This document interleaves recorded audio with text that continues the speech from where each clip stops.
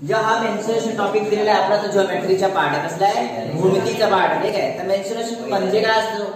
Mensuration म्हणजे असतो एकदम आपल्या गावठी भाषेत क्षेत्रमापन. काय असतो? क्षेत्रमापन. इंग्लिश मध्ये याची मीनिंग पाहायला गेलं तर मेजरमेंट असतो. काय? मेजरमेंट. आता मेजरमेंट जिओमेट्री मध्ये आपल्याला कसला करावा लागतो माहितीये का? जो आपला असे समजून जेव्हा ट्रिअँगल, सर्कल, स्क्वेअर, रेक्टेंगल यांचा जो पेरिमीटर असतो म्हणजे परिमाप, क्षेत्रफळ किंवा यांची बाजूचा मापन करावा लागतो. आला का लक्षात? तर यामध्ये जर पाहायला गेले मित्रांनो मेन्सुरेशन मध्ये आपल्या या टॉपिक मध्ये, त्या टॉपिक मध्ये 3-4 डायग्राम एकदम कॉमन असतात जे प्रत्येक एक्झाम मध्ये पडतात. तो काय असतो माहितीये का? जो पहिला असतो तो असतो आपला सर्कल. काय असतो? सर्कल. दुसरा काय असतो? ट्रिअँगल. त्याच्यानंतर 3 नंबरचा असतो स्क्वेअर. 4 नंबरचा काय असतो? रेक्टेंगल. हे म्हणजे कॉमन पार्ट आहे, प्रत्येक एक्झाम मध्ये पडतो म्हणजे पडतोच. आणि याच्यामध्ये जर पाहायला गेले मित्रांनो बाकीचे जे आहेत ते असतो आपला हेक्सागॉन असतो, मग पेंटागॉन असतो, मग कोन असतो. ते या प्रकारचे म्हणजे पडतात. ते आपल्याला पाहिजे आणि सध्या हे 4 डायग्राम बद्दल काय काय माहिती ते पाहू. आणि यामध्ये काय काय आपल्याला शोधायचं माहिती आहे का? जर सर्कल बद्दल पाहायला गेले तर आपल्याला शोधायचा असतो पेरिमीटर. काय असतो? परिमाप म्हणजे परिघ म्हणता मराठीत. काय? परिघ. आणि एक असतो क्षेत्रफळ. हे सर्वांमध्ये काढायचं. यामध्ये परिघ आणि ट्रेंगल मध्ये पाहायला गेलं तर परिमिती असतो. काय असतो? परिमिती होता आपका. परिमिती, परिमाप मतलब चारों बाजू का योगफल. इसके बाद क्षेत्रफल. स्क्वायर मध्ये काय असतो? पेरीमीटर मतलब परिमाप और आपका क्षेत्रफल. और रेक्टेंगल में भी वही निकलना है. तो बच्चों यहाँ पे इनके कुछ फॉर्मूले होंगे. क्या होंगे? फॉर्मूले जो आपको याद करना पड़ेगा. लेकिन मैं इस तरीके से बताने वाला हूँ कि एक चीज आपने याद कर ली है तो बाकी फॉर्मूले याद करने की जरूरत नहीं पड़ेगी. विदाउट फॉर्मूले क्वेश्चन का आंसर आ जाएगा. ठीक है. तो सबसे पहले देखो सर्कल. सर्कल की प्रॉपर्टी जानेंगे हम लोग. तो देखो सर्कल किस तरीके का होता है? ये सर्कल होता है. ठीक है. तो इसके जो पॉइंट बताने वाला हूं वो अच्छे से समझ के चलो. पहला पॉइंट देखेंगे बच्चों, सर्कल कब बनता है पता है? जब एक केंद्र बिंदु से समान दूरी पर चारों तरफ रेखा निकाली जाती है तो वो उसको मिलाने पर क्या बनता है? आपका सर्कल बनता है. बराबर है. अगर इनडायरेक्टली देखेंगे तो सर्कल में बीच में होता है उसको बोलते हैं हम लोग केंद्र बिंदु. क्या बोलते हैं? केंद्र बिंदु, सेंटर पॉइंट, मिड पॉइंट बोलते हैं. अब इसके ऊपर क्वेश्चन आता है कि एक वृत्त में कितने केंद्र बिंदु होते हैं? याला मराठीत काय म्हणतात? वर्तुळ. हिंदी में क्या होता है? ये वृत्त. ठीक है. और इंग्लिश में आपने सर्कल लिखा हुआ है. तो बच्चों पहला क्वेश्चन कई बार पूछा जाता है कि एक वृत्त के कितने केंद्र बिंदु होते हैं? बोलो. एक ही केंद्र बिंदु होता है. किसी भी चीज का एक ही केंद्र बिंदु होता है. ठीक है. तो ये जो सर्कल दिया गया है इस सर्कल का, इस वृत्त का एक ही केंद्र बिंदु होगा. इसके बाद बच्चों एक क्वेश्चन आता है कि इसमें कुछ प्रॉपर्टीज होती है. एक तो पहला आपको पता चल गया वो क्या होता है? केंद्र बिंदु, जो कि वृत्त में एक ही होता है. इसके बाद केंद्र बिंदु से सर्कल तक आने वाली रेखा को क्या बोलते हैं? त्रिज्या बोलते हैं बच्चों. क्या बोलते हैं? त्रिज्या. इंग्लिश में इसको क्या बोलते हैं हम लोग? रेडियस. अब ये क्वेश्चन आता है कि जो रेडियस होती है, त्रिज्या होती है, एक सर्कल में, एक वृत्त में कितनी त्रिज्याएं होती हैं? अनंत त्रिज्याएं होती हैं. कितनी? अनंत त्रिज्याएं. मतलब केंद्र बिंदु से वृत्त पर डाली गई कितनी भी रेखा, यहाँ पे कितनी भी रेखा आप डालोगे तो वो क्या तैयार हो जाएगी? आपकी ये आपकी त्रिज्या तैयार हो जाएगी. इसका मतलब एक वृत्त में अनंत त्रिज्याएं होती है. राइट. इसके बाद आता है आपका 3 नंबर का व्यास. इसको क्या बोलते हैं? डायमीटर बोलते हैं. ठीक है.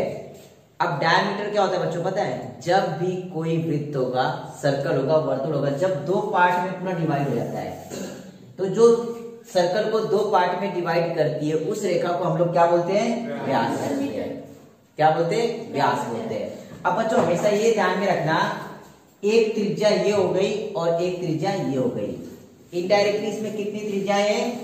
2 त्रिज्याएं. एक व्यास का मतलब 2 त्रिज्या होती है. तो सिंपल आप ये लिख सकते हो कि जो व्यास होता है वो 2 त्रिज्या के बराबर होता है.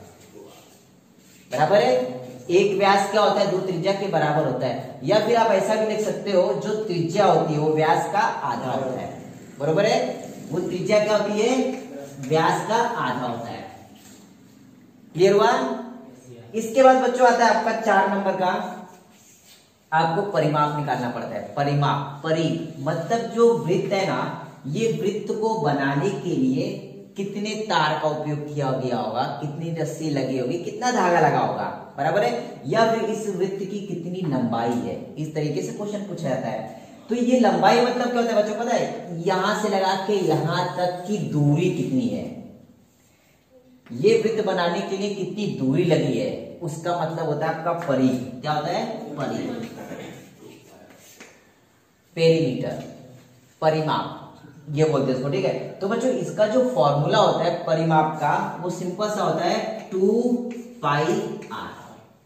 क्या होता है? 2πr, 2 गुणिला पाई गुणिला त्रिज्या। और पाई की वैल्यू पता है आपको क्या होता है? पाई की वैल्यू होती है 22/7। अगर इसको पॉइंट में देखेंगे तो पाई बराबर क्या होता है? 3.14, 3.14, ये पाई की वैल्यू होती है। ये पाई की वैल्यू रखने पर और त्रिज्या की वैल्यू रखने पर हमको मतलब हमें परिमाप मिल जाएगा, मतलब इसकी लंबाई कितनी है। ओके, इसके बाद 5 नंबर का आता है आपका क्षेत्रफल। क्या आता है? क्षेत्रफल। इंग्लिश में क्या होता है? एरिया। ठीक है, एरिया निकालना है। अब एरिया मतलब क्या होता है पता है? ये जो सर्कल बना हुआ है, ये सर्कल की वजह से कितना पार्ट घेरा गया है, इसके अंदर का भाग कितना है, वो निकालना मतलब क्या होता है? एरिया होता है, क्षेत्रफल होता है। ठीक है, तो जो वर्तुल का क्षेत्रफल होता है, सर्कल का क्षेत्रफल पता है क्या होता है? वो पाई, ये कॉमन रखना है इसमें। और जो त्रिज्या होता है उसका वर्ग करना है। क्या करना है? त्रिज्या का वर्ग, पाई r स्क्वायर। ठीक है बच्चों, ये थी आपकी सर्कल की प्रॉपर्टी, और इस प्रॉपर्टी के बेस पे सारे क्वेश्चन सॉल्व करने वाले हम लोग। ये फॉर्मूला सिर्फ दिखाने के लिए लिखा है, इसका यूज करने वाले नहीं है हम लोग। ठीक है, लिख लो इतना। देखो बच्चों, जो मेंसुरेशन है ना, मेंसुरेशन मतलब है ये सबका कैलकुलेशन करना, मेजरमेंट करना। ठीक है, अभी यहाँ पे एक डायग्राम दिया होगा, तो उसमें क्या बोला जाता है? उसकी त्रिज्या दी होगी। अभी सर्कल दिया होगा तो त्रिज्या दी होगी, तो उसमें क्या क्या पूछा जा सकता है पता है? एक तो व्यास पूछा जा सकता है, परिघ पूछी जा सकती है, या तो क्षेत्रफल पूछा जा सकता है। इन तीनों में से ना, मतलब 1 2 3 4 में से ना कोई एक चीज दी होगी और बाकी 3 चीजें पूछी गई होगी। ये बात ध्यान रखना, इनका कैलकुलेशन, इनका मेजरमेंट ही आपका क्या कहलाता है? मेंसुरेशन कहलाता है। ठीक है, अब अगर सर्कल के ऊपर क्वेश्चन आते हैं तो किस तरीके से सॉल्व करना है पहले वो देखेंगे। सबसे पहला, आपकी त्रिज्या दी गई है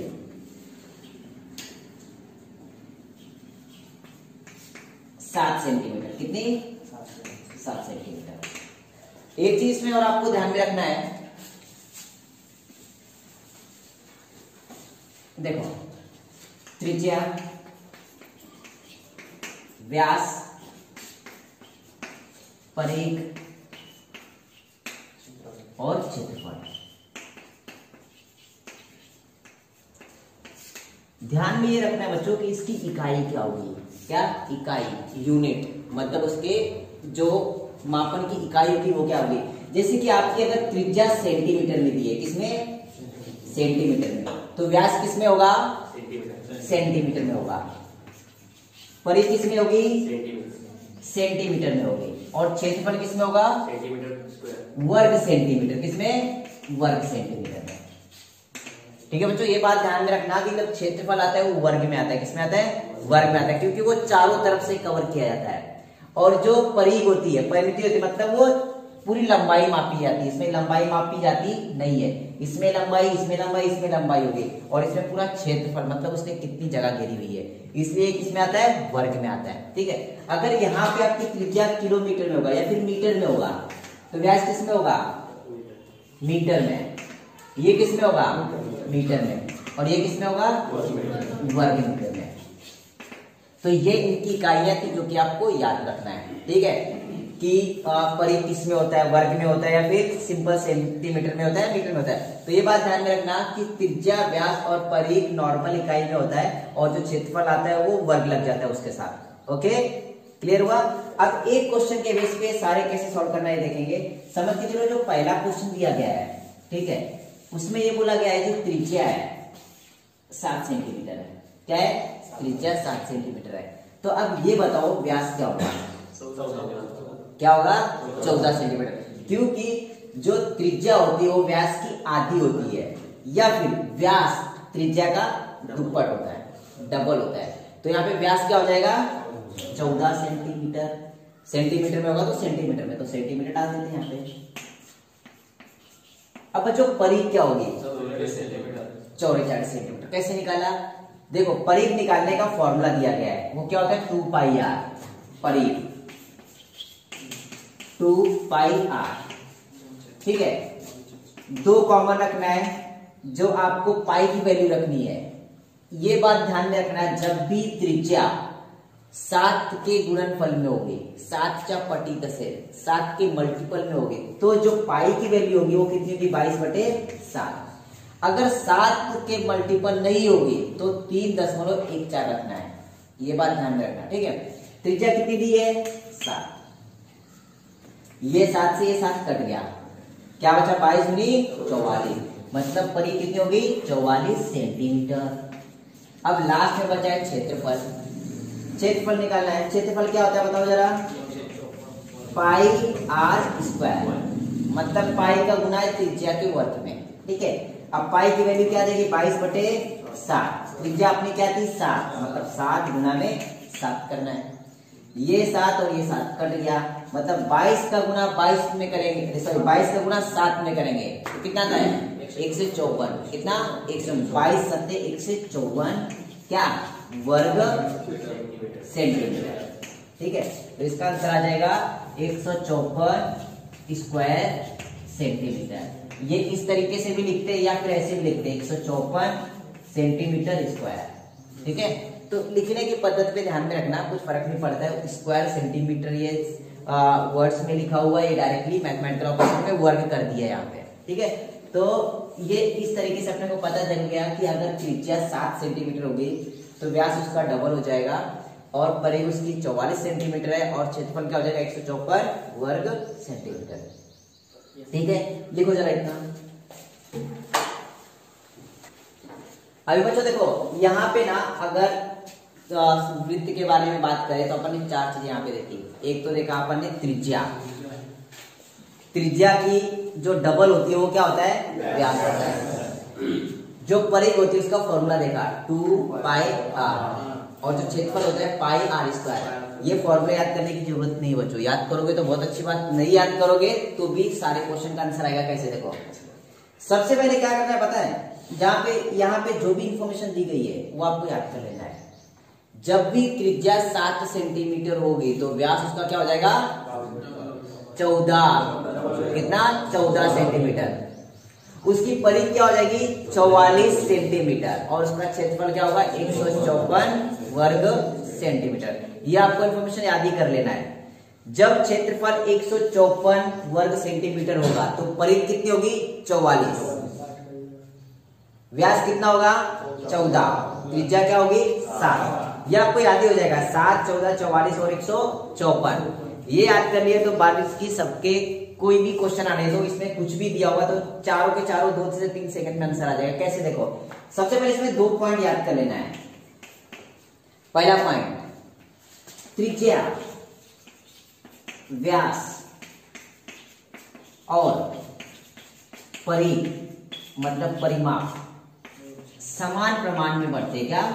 समान प्रमाण में बढ़ते हैं। ये पहला पॉइंट हो गया। क्या मैंने लिखा है पॉइंट में? कि त्रिज्या, व्यास और परिघ मतलब परिमिति समान प्रमाण में बढ़ते हैं। पहला पॉइंट। दूसरा पॉइंट, जो क्षेत्रफल होता है, क्या? क्षेत्रफल जो होता है, क्षेत्रफल त्रिज्या,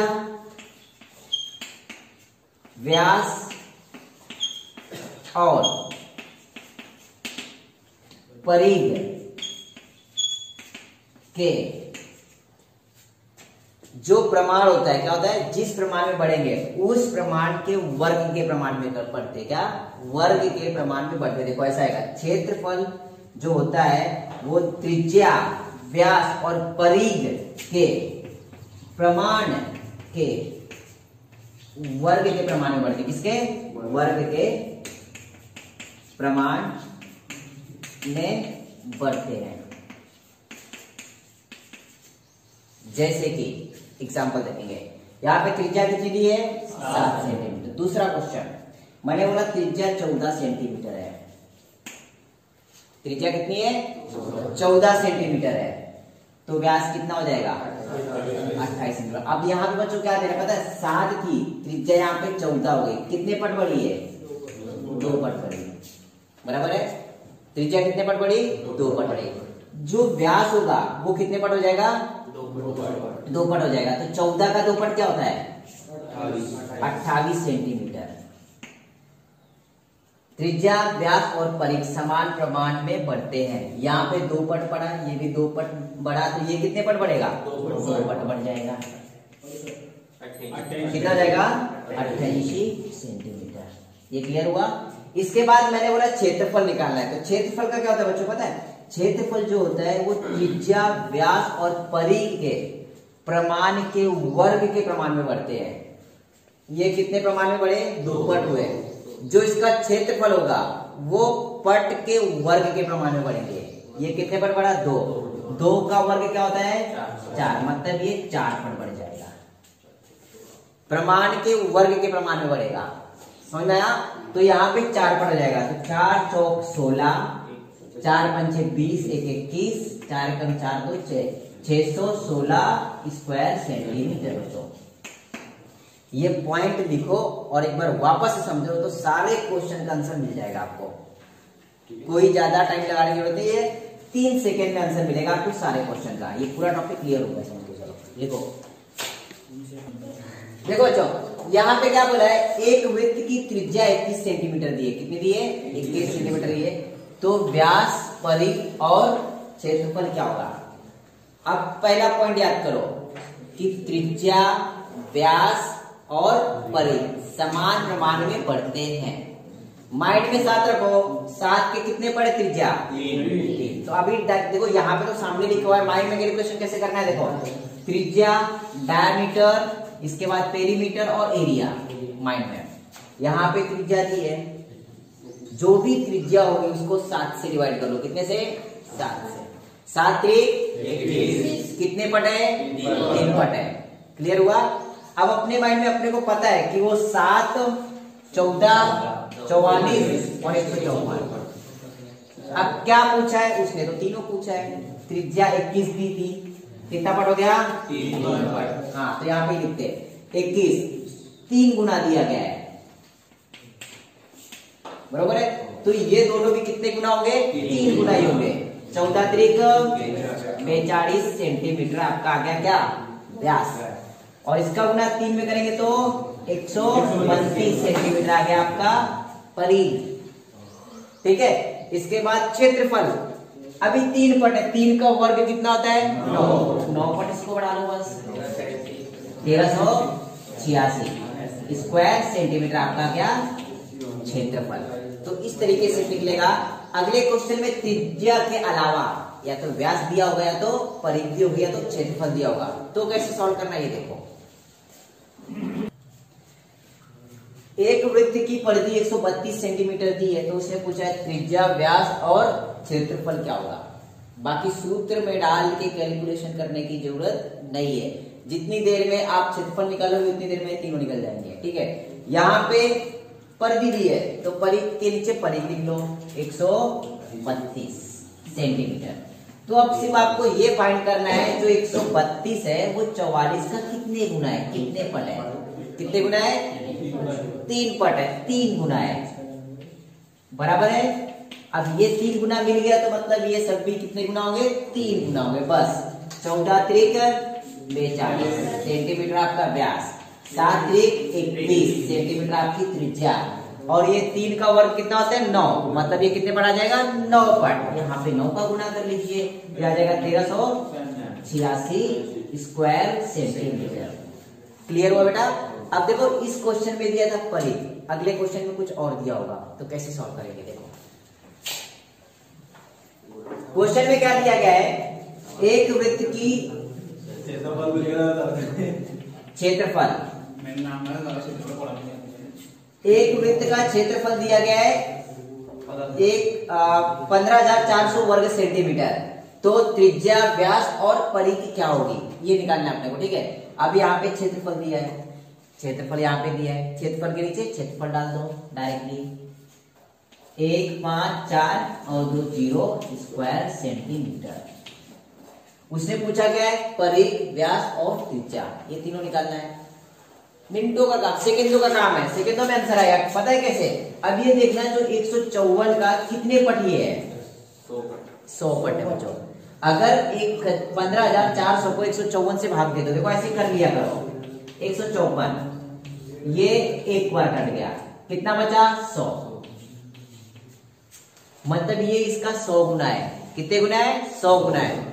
और आपको पता है जो परिघ, व्यास और त्रिज्या का प्रमाण होता है उसके वर्ग के प्रमाण में क्षेत्रफल होता है, वर्ग के प्रमाण में, तो ये वर्गमूल के प्रमाण में होगा। किसमें? वर्गमूल के प्रमाण में होगा। आया समझ में? ये 100 गुना है, तो इसका मतलब 100 का वर्गमूल क्या आता है? 10 आता है। तो मतलब ये बाकी जो होंगे वो कितने गुना होंगे? 10 गुना होंगे बच्चों। क्लियर हुआ था? तो ये हो जाएगा 70, ये हो जाएगा 140 और ये हो जाएगा 440 सेंटीमीटर। बस इतना ही था। क्लियर हुआ? देखो यही क्वेश्चन अगर हम लोग सूत्र में करेंगे तो कितना टाइम लगेगा और कैसे करना है।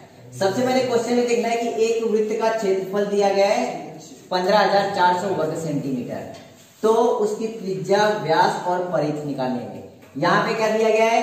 क्षेत्रफल। तो सबसे पहली बात, वृत्त का क्षेत्रफल होता क्या है वो लिखना है। वृत्त का क्षेत्रफल क्या होता है? पाई आर स्क्वायर, बरोबर है। और यहाँ पे क्षेत्रफल दिया गया है 15,400 बराबर पाई की वैल्यू कितनी होती है? 22/7, ठीक है, गुना में आर का वर्ग। अब क्या करना है पता है? इसको इस तरफ लेके आना है, 7 का भाग इस तरफ आएगा तो गुणा हो जाएगा, मतलब 154 तेज पास होता है वो। आता 7 भागाकार मध्ये गुणाकार मध्ये गेला आणि हा वरती मग पुढे खाली, बरोबर 8 वर्ग। ठीक है, अब देखो 22 से इसको काटेंगे तो 22 से कम 22, 22 सते 154, बरोबर है क्या? 7 सते 49 आणि 2 0, बरोबर 8 वर्ग। इथे 8 वर्ग आहे, मग या साईडला इथे काय होऊन जाईल? वर्गमूळ, म्हणजे इथे कसं होऊन जाईल? r बरोबर 49 वर्गमूळ। 49 चा वर्गमूळ काय असतो? 7 आणि 2 शून्य किती शून्य ठेवू? 1, म्हणजे जी आपली त्रिज्या आली ती किती आली? 70 सेंटीमीटर। आता 70 सेंटीमीटर त्रिज्या निघाली आहे, व्यास काय असतो त्याच्या दुप्पट असतो, म्हणजे व्यास होऊन जाईल आपला 2 गुणिला 70 म्हणजे 140 सेंटीमीटर।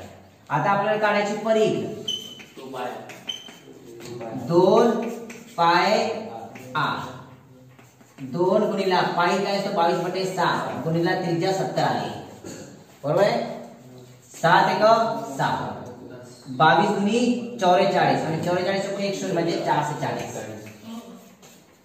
आला का? बरोबर। देखो फॉर्मूले में डाल के इतना टाइम लगने वाला है, अगर डायरेक्टली मैंने जो ट्रिक बताई है 2 से 3 सेकंड में सारे क्वेश्चनों का आंसर मिल जाएगा। बस त्या ट्रिकने थोडीशी प्रॅक्टिस करायची आपल्याला। 8-10 क्वेश्चन घेतले की तुम्ही कधीच विसरणार नाही आणि डायरेक्टली उत्तर भेटेल म्हणजे भेटेल, 100% सांगतोय। तर फॉर्म्युलेचं पाठ करायचंच आपल्याला, पण त्याचा वापर करायचा नाही। चला लिहून घ्या बरं हे पण। देखो क्वेश्चन में क्या दिया है? एक वृत्त की परिधि 88 सेंटीमीटर दी गई है। आता परिधि आहे तर परिधीचं खाली लिहून घेऊ, परिधीचं खाली 88 दिलेलं आहे। त्यांनी विचारला काय? तो त्रिज्या, व्यास और क्षेत्रफल क्या होगा? आता हे सांग मला, हे 44 सेंटीमीटर आहे आणि हा 88 सेंटीमीटर आहे। 88 44 चं किती पट आहे? 2 पट आहे ना, इथे 2 पट। मग हे सगळे किती पट असते? 2 पट। मग त्रिज्या किती? 14, व्यास किती? 28, हा किती पट असेल? दोनाचा वर्गचा पट. दोनाचा वर्ग काय असतो? 4. म्हणजे हा 4 पट असेल. दोनाचा वर्ग बरोबर असतो 4 आणि 4 पट करून टाकायचा. समजलं? एवढंच होता फक्त. क्वेश्चन क्या दिया है कि एक वृत्ताकार छत की त्रिज्या 14 मीटर है, ठीक है, और उस छत को क्या करना है? रंग लगाना है. रंग लगाने का खर्च दिया है 75 रुपए प्रति वर्ग मीटर. एक वर्ग मीटर में रंग लगाने का कितना खर्च आता है? 75. तो अपने को 14 मीटर त्रिज्या वाली छत का क्षेत्रफल क्या होगा, बस ये निकालना है. अब यहाँ पे त्रिज्या दी है 14, साथ में कितना पट है? 2 पट है. अपने को निकालना है क्षेत्रफल, मतलब 2 के वर्ग का पट. बराबर है क्या? तो ये सिर्फ 4 पट करना था, जो कि आएगा 616 वर्ग मीटर. उसने क्या बोला है? प्रति वर्ग मीटर. मतलब क्या होता है? 1 वर्ग मीटर का खर्च कितना है? 75 रुपए. तो अपने को 616 वर्ग मीटर का निकालना था. सिर्फ 616 वर्ग मीटर का खर्च. इसका मतलब क्या पता है? इसका और इसका गुना करना है और कुछ भी नहीं करना है. तो ये हो जाएगा 75 गुना में 616. तो ये आ जाएगा 46,200 रुपए. इतना खर्चा जाएगा बच्चों. बस इतना शॉर्ट में था क्वेश्चन. मतलब ये 75 का गुना सिर्फ यहाँ पे करना था, बाकी कुछ भी नहीं करना था आंसर में. 2 से 3 सेकंड में आंसर आता है, मतलब आता है. कैलकुलेट करना है आपको अभी. समझ लो. चला लिखूं क्या बड़ा. देखो क्वेश्चन में क्या दिया है? एक वृत्ताकार छत का क्षेत्रफल दिया है 2464 वर्ग मीटर. तो उसकी परिधि क्या होगी? यहाँ पे क्षेत्रफल दिया है, तो क्षेत्रफल को क्षेत्रफल से डिवाइड कर लो.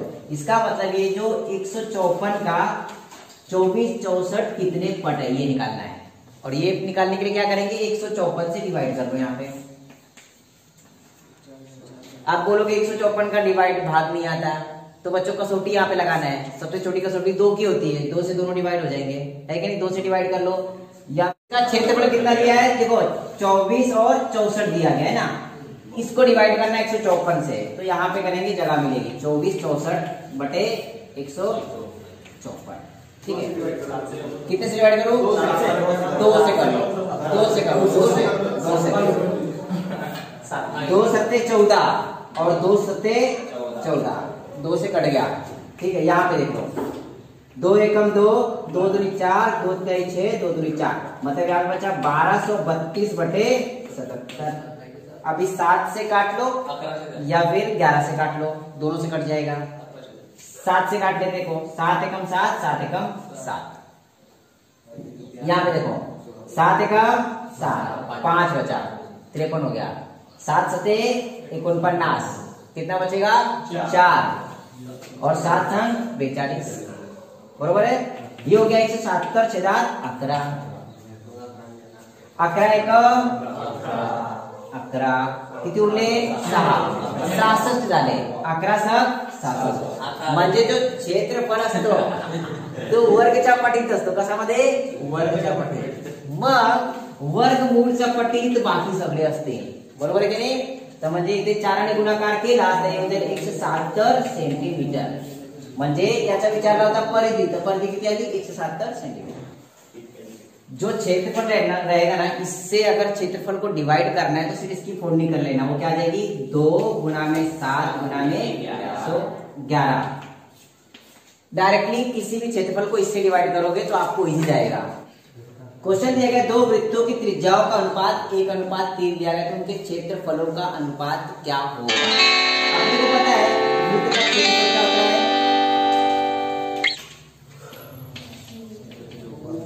पाई आर स्क्वायर. बराबर. लेकिन यहाँ पे 2 त्रिज्याएं दी है तो क्षेत्रफल भी कितने आएंगे? 2 आएंगे. तो वृत्त के क्षेत्रफल का अनुपात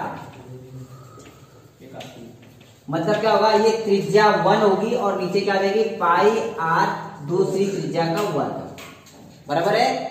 तो ये वृत्त हो गए. पहले वृत्त की त्रिज्या क्या दी है? 1. दूसरे वृत्त की त्रिज्या 3. मतलब ये पाई पाई तो कट जाएगा. बराबर है कि नहीं? बचा पहली त्रिज्या का वर्ग 1 का वर्ग, नीचे दूसरी त्रिज्या 3 का वर्ग. ये क्या क्या? 1/9. मतलब उनका अनुपात कितना गया? 10. तो इस कंडीशन बच्चों ये बात ध्यान में रखना जो वृत्त की त्रिज्या और क्षेत्रफल का अनुपात होता है, आपको पहले बताया वर्गच्या पटीत असतो. कशामध्ये? वर्ग के पट में होता है. बस मतलब उनका वर्ग वही डायरेक्ट उनका उत्तर था. ठीक है. देखो क्वेश्चन क्या दिया गया है, एक वर्तुळाकृत मैदानाची लांबी 176 मीटर आहे. मतलब मैदान की लंबाई दी है. लंबाई मतलब क्या, उसकी परिधि दी है. क्या दी है? परिधि दिलेली आहे. म्हणजे हा सांगितलं त्याने, हा जो मैदान आहे ना असा दिलेला आहे, त्याची लांबी किती दिलेली आहे? 176 मीटर.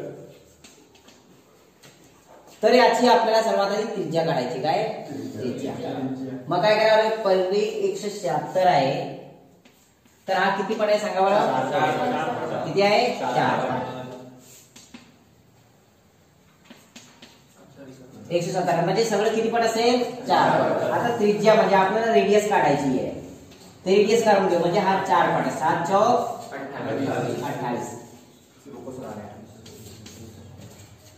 28 मीटर. म्हणजे याची जी त्रिज्या आहे ती किती मीटर आहे? 28 मीटर. मग त्याच्यानंतर तो काय म्हणतोय की त्याच्या बाहेर, त्या मैदानाच्या बाहेर म्हणजे बाहेर साईडला 21 मीटर रुंद असलेला एक रस्ता आहे. हा एक रस्ता इथे असा दिलेला आहे. बरोबर आहे का? आणि याची रुंदी किती दिलेली आहे? 21 मीटर. First number option. तर त्याने काय म्हटलंय, या पूर्ण मैदानच्या रस्त्यासोबत क्षेत्रफळ किती असेल. म्हणजे आपल्याला केंद्र ते बाहेर पर्यंत एकूण त्रिज्या किती ते मोजायची आहे. हे किती आली आपली? 28. हे किती आली? 21. या दोघांची बेरीज केली तर 49 आहे. जर मित्रांनो पाहायला गेले जर 49 भेटतोय, तर 7चा आता त्रिज्या बघा, रेडियस दिलेला आहे इथे 7 असतो आणि इथे 49 आहे. किती पट आहे? 7 पट आहे. बरोबर की नाही? आणि क्षेत्रफळ आपला एरिया काय असतो? 154 असतो. तर हा कितीने गुणाकार करावा लागेल? 7चा वर्गने. बरोबर की नाही? 7चा वर्ग काय असतो? 7 गुणिले 7. तर 7 गुणिले 7 ने गुणाकार करायचा. म्हणजे कसं आहे पहा, 7 चौक 28, 7 पचे 35 आणि 2 37 आणि 7 का 7 3 10. परत गुणाकार 7 ने. 7 8 56, हाताचा 5, 7 7 49 आणि 5 54 आणि हे 5 चे 5 लिहून देऊ. 7 1 7, 75 46 वर्ग मीटर. याचा उत्तर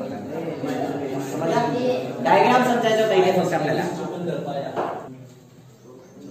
प्रश्न में क्या दिया गया है कि एक बैलगाडीच्या चाकाचा व्यास दिलेला आहे. किती? 1.4 मीटर. आता व्यास आहे खाली, व्यास 1.4 मीटर आहे. ठीक आहे. हे जे इकाई आहे ते सोडून द्या बरं. ठीक आहे. इथे किती घनतर पॉइंट आहे? 1.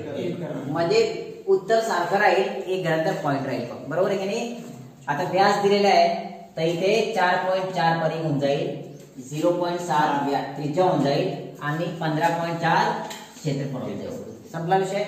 मग त्याच्यानंतर विचारतोय की 2.2 किलोमीटर अंतर कापण्यासाठी चाकाची किती फेरे लागतील. तर इथे काय करायचं? फेरे पाडण्यासाठी म्हणजे समजून घ्या, एक आता अंतर दिलेलं आहे पूर्ण आणि जो चाक आहे गाडीचा तो एक असा आहे. तो यामध्ये काय करायचं? याची परिघ म्हणजे कसं माहितीये का, हा एकूण किती लांब तार लागलाय तो सर्कल बनवण्यासाठी, वृत्त बनवण्यासाठी, पहिया बनवण्यासाठी. तर म्हणजे त्याचा परिघ असतो आहे की नाही. तर हा पूर्ण अंतर कापण्यासाठी हा किती फेरे घेतील हा प्रश्न आहे. तर मग काय करायचं माहितीये का, एकूण फेरे बरोबर असतील आपले अंतर भागीला चाकाची परिघ. काय? चाकाची परिघ. फक्त एवढंच करायचं होता. अंतर 2.2 किलोमीटर दिलेलं आहे, तर याला कशामध्ये कन्वर्ट करायचं? मीटर मध्ये. तर हे सांगा मला की 2.2 ला कितीने गुणाकार करायचा? 1 किलोमीटर मध्ये किती मीटर असतात? 1000 गुणिला 1000. आता याची परिघ किती आली आहे? 4.4. लिहून घ्या बरं. 4.4. एक घरानंतर वरती पॉइंट, एक घरानंतर खाली पॉइंट आहे. Point cancel. मग काय होईल पहा, पॉइंट कॅन्सल. 22 एका 22, 22 दुनी 44. मोडला काय? 1000च्या निम्मे काय असतो? किती फेरे लागतील? 1 नंबरचा उत्तर बरोबर होता.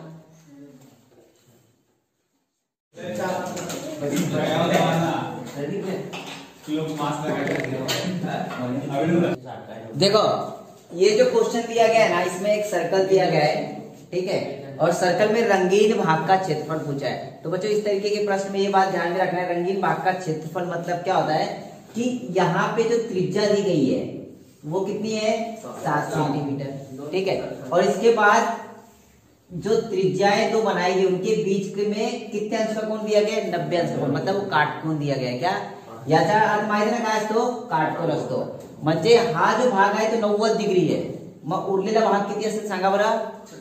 आपल्याला माहित आहे वर्तुळ किती अंशाचा असतो, 360, हा पूर्ण ना 360 डिग्रीचा आहे, आणि त्यापैकी काय म्हटलंय की हा जो आहे हा कंस म्हणजे हा आर्क आहे, वर्तुळ पाकळी आहे, काय आहे, वर्तुळ पाकळी, लहान वर्तुळ पाकळी आणि मोठी वर्तुळ पाकळी। तर त्याने विचारलंय जो मोठी वर्तुळ पाकळी आहे तो रंगीन भाग दिला आणि त्या रंगीन भागचा क्षेत्रफल किती आपण काय करू शकतो माहितीये का, पूर्ण वर्तुळ जो रहेगा उसके क्षेत्रफल में से अगर ये भाग निकाल दें तो अपने को ये वाला भाग मिल जाएगा, बराबर है। तो ये दो तरीके से कर सकते हो, पूरे वर्तुळ का क्षेत्रफल निकाल के ये वाला भाग माइनस करो, या फिर डायरेक्ट इसका ही क्षेत्रफल निकालो। तो इसमें क्या करना पडेगा, जो मोठी वर्तुळ पाकळी आहे तो किती अंशाचा कोण आहे ते पाहायचं आपल्याला।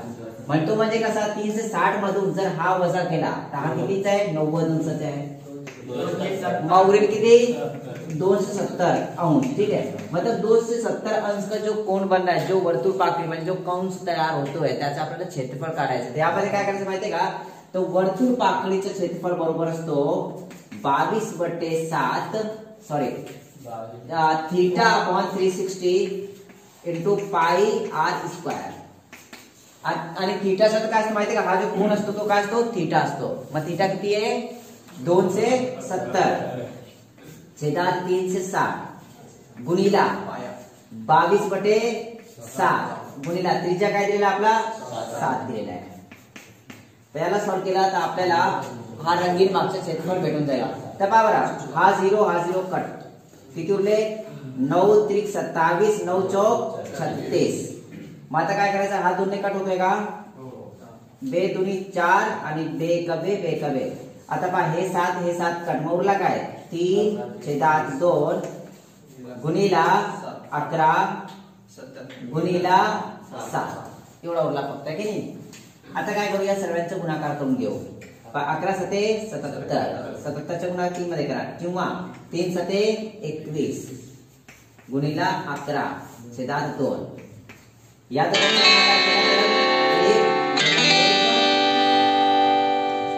3 आणि 2, 231 छेदात 2, 231 च्या निम्मे किती असतो, 2 का 2 किती उरला 1, 2 का 2 आणि 2 पंचे 10 पॉइंट 2 पंचे 10 115.5 चौरस सेंटीमीटर, चौरस म्हणजे वर्ग, लिख लो। क्वेश्चन यहाँ पे दिया गया है कि ये जो रंगीन भाग डायग्राम दिया गया है, ये डायग्राम में रंगीन भाग का क्षेत्रफल निकालना है, किसका, रंगीन भाग का। यहाँ पे जो इन्फॉर्मेशन दी गई है CG, मतलब CG से इसकी लंबाई कितनी दी गई है, 7 सेंटीमीटर। इसके बाद बोला AC, A और C इसकी कितनी दी गई, 9 सेंटीमीटर, ठीक है बच्चों। तो इस कंडीशन पे रेखांकित भाग का क्षेत्रफल निकालना, तो रेखांकित भाग का क्षेत्रफल निकालने के लिए क्या करेंगे, इसको ना 2 भाग में डिवाइड कर लो। सबसे पहले इस तरफ का जो भाग है उसका क्षेत्रफल निकाल लेंगे, ठीक है, इसका क्षेत्रफल निकालेंगे तो क्या हो जाएगा, जो पहला बड़ा वाला कोण दिया गया है ये कितने अंश का है, 90 अंश का है, मतलब जो मोठी वर्तुळ पाकळी आहे त्याचा क्षेत्रफल काढायचा। तर यामध्ये थीटा किती सांगा बरं, 1 नंबरवरती थीटा किती दिलेला आहे, 90 अंश, आणि त्रिज्या किती दिलेली आहे आपली, 9 सेंटीमीटर, क्योंकि C से लगा के A तक ये वर्तुळ की त्रिज्या है, क्या है, त्रिज्या। अब ये कहीं पे भी वर्तुळ में मिलेगी, सर्कल में कहीं भी मिलेगी, वो 9 सेंटीमीटर की ही रहेगी, बराबर है क्या। तो इसकी रेडियस हो गई 9 सेंटीमीटर, तो अपने को बड़े वाले कंस का अपने को क्षेत्रफल निकालना, तो ये हो जाएगा 90/360, क्योंकि 360 अंश का पूरा सर्कल होता है, उसमें 90 अंश के कोण का आपको क्षेत्रफल निकालना है, गुना में पाई, मतलब पाई का जैसे का तैसा लिखो, और आर स्क्वायर सर्कल की जो रेडियस उसका 2 बार गुना करना है, उसका वर्ग करना है। देखो ये 0 से 0 कट गया, 9 1 9 9 चौक 36, यहाँ पे 9 का गुना 9 में करेंगे तो 81, यहाँ पे बटे में 4, ये पाए, ये हो गया क्षेत्रफल चौरस सेंटीमीटर, एक आ गया। ठीक है, अब इस पूरे भाग का क्षेत्रफल आया ये, बराबर है क्या? अब पूरे भाग के क्षेत्रफल में से जो ये वाला बीच का भाग, ब्लैक भाग है, वो माइनस कर दोगे तो इसका पता चल जाएगा, बराबर है क्या? तो अब इसका निकाल दो। अब इसमें कैसे निकालेंगे? देखो त्रिज्या आपको यहां तक लेनी है, सिर्फ वो कितनी दी गई है? 7 सेंटीमीटर। तो क्या करेंगे, अब यहाँ पे थीटा की वैल्यू 90 ही रहेगी, बराबर है क्या? इसके बाद रेडियस कितनी आ जाएगी? 7 सेंटीमीटर। क्षेत्रफल निकाल लो इसका, ये हो जाएगा आपका, देखो 90/360 गुना में पाई गुना में 7 गुना में 7। यहाँ पे 0 से 0 कट गया, 9 एकम 9, 9 चौक 36, मतलब यहाँ पे क्या बचेगा? 7 सत्ते 49/4 पाई, बराबर है क्या? चौरस सेंटीमीटर आ गया। अब अपने को इस पूरे का पता चल गया और इसका पता चल गया, अपने को रंगीन भाग का क्षेत्रफल निकालना है। तो रंगीन भाग का क्षेत्रफल निकालने के लिए क्या करेंगे बताओ? रंगीन भाग का क्षेत्रफल, अगर बड़े वाले वर्तुल पाकड़ी में से छोटी वर्तुल पाकड़ी का क्षेत्रफल माइनस कर देंगे तो पता चल जाएगा। इसका मतलब यहाँ पे क्या करना है? 81/4 पाई में से माइनस करना है 49/4 पाई। 81 में से 49 माइनस कर लो, 11 में से 9 गए तो 2, 7 में से 4 गए तो 3, 32/4 पाई। यहाँ पे 4 8 32 कट जा रहा है, 32 बचा है ना पक्का? 32/4 पाई। देखो 4 8 32 से कट जा रहा है, 4 एकम 4, 4 8 32, मतलब ये जो बच गया आपका 8 पाई चौरस सेंटीमीटर। ठीक है, अभी रुको, अभी अपने को सिर्फ इतने भाग का क्षेत्रफल मिला है, ये वाले भाग का क्षेत्रफल मिला है सिर्फ अपने को। अभी इस भाग के क्षेत्रफल का उसमें जोड़ना है। ठीक है, तो उसके लिए क्या करेंगे? पहले इस रंगीन भाग का क्षेत्रफल निकाल लो, ऑप्शन बाद में देखते हैं, यहां पे सॉल्व कर लेते हैं। देखो यहां पे इसका क्षेत्रफल निकालने के लिए, रंगीन भाग का क्षेत्रफल निकालने के लिए क्या करेंगे बताओ? रंगीन भाग का क्षेत्रफल अंश का, कौन का कितने अंश का दिया? कौन? 40 अंश का, बटे 360 गुना में पाई और गुना में त्रिज्या कितनी दी गई है? 7 सेंटीमीटर। 7 गुना में 7, ये 0 से 0 कट गया, 4 एकम 4, 4 8 32, 4 9 36, 9, मतलब ये बच गया 7 सत्ते 49/9 और ये पाई, बराबर इसका क्षेत्रफल। अब क्या करना है? इसका और इसका, इन दोनों को क्या करेंगे? जोड़ देंगे। तो कुल रंगीन भाग क्या होगा पता है? जोड़ना है, एक तो ये आ जाएगा और एक ये, इन दोनों को जोड़ लेना है, मतलब 8/1 पाई प्लस 49/9 पाई। ठीक है, अब क्या करो? दोनों का छेद समान कर लो। यहाँ पे 9 दिया गया है, या तो तिरकस गुणाकार कर लो तो भी आ जाएगा। तो कैसे? देखो 9/72 प्लस 49/9 तो ये हो जाएगा 9 से 11 का 1 हासिल का कितना? 7 4 11 और 12/9 पाई। ठीक है, अब इसको पूर्णांक युक्त पूर्णांक में कन्वर्ट करना। देखो 9 एकम 9, कितना बचेगा? 3, 31 हो गया, 9 3 27, कितना बटे बचेगा? 27 और 4/9 पाई। ऑप्शन में है क्या? देखो 13.4/9 पाई, ये 4 नंबर का करेक्ट उत्तर आपका। लिख लो। यहाँ पे दिया गया चतुर्भुज ABCD एक आयत है, मतलब ABCD एक आयत है। आयत इसका मतलब ये और ये क्या हो जाएंगे? बराबर हो जाएंगे। इतना पहला क्लियर हुआ? ठीक है, तो इसमें यहाँ पे देखो, इसके बाद उसने बोला AFD व BEC ये अर्धवर्तुल आयत का है। दिमाग में एक चीज बिठा लो, ये आधा और ये आधा, 1/2 और 1/2, ये क्या हो गया, पूरा एक वर्तुळ हो गया, क्या अर्धवर्तुळ आहे. म्हणजे डायरेक्टली या पॉइंट लिहू शकतो आपण अर्धा प्लस अर्धा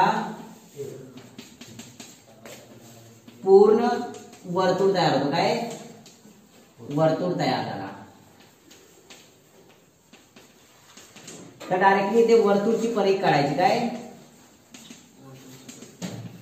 परिघ काय असते, 2 पाय r, 2 गुणिला पाय काय असतो 22/7 गुणिला त्रिज्या.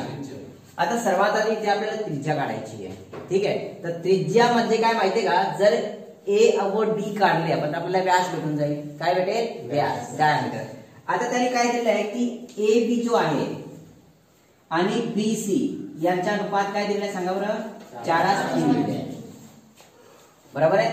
पण त्यांनी ए बी ची लांबी 28 दिलेली आहे. ए बी ची लांबी किती आहे, 28. तर याची पण किती असेल, 28. आपल्याला काढायची, याची काढायची आहे. तर काय त्यांच्या अनुपात दिलेला आहे, ए बी अनुपात बी सी, म्हणजे ए बी बटे बी सी बराबर है 4/3 के. ए बी की लंबाई कितनी दे दी है, 28, और इसकी पता नहीं है.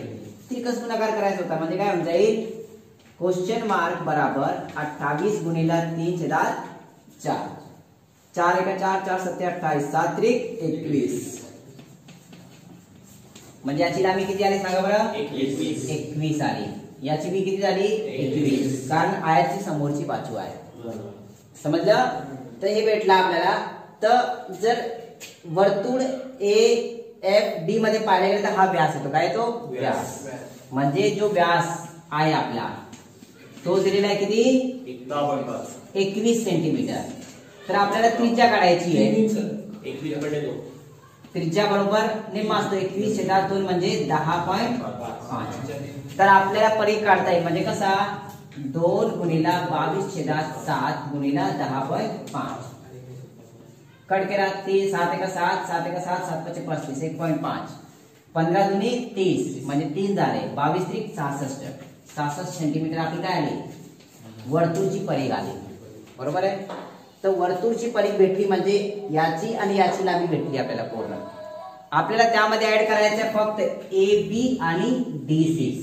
तर आपल्याला भेटून जाईल length A B E C D E ची लांबी. बरोबर आहे. तर डायरेक्टली लिहून घ्यायचा,